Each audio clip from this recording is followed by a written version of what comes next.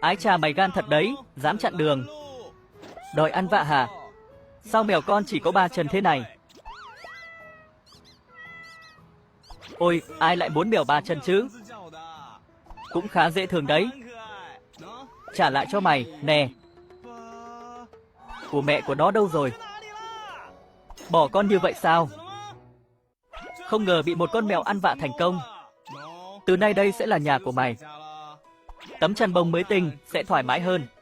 Làm sân chơi cho mày này. Ha ha, mèo 3 chân mà võ công ghê thật. Nhìn gì thế? Sao lại vẫy đuôi vui vẻ thế? Đây. Được lắm, còn biết đến thăm con nữa. Con bé sống rất tốt. Yên tâm đi, tôi sẽ chăm sóc nó thật tốt.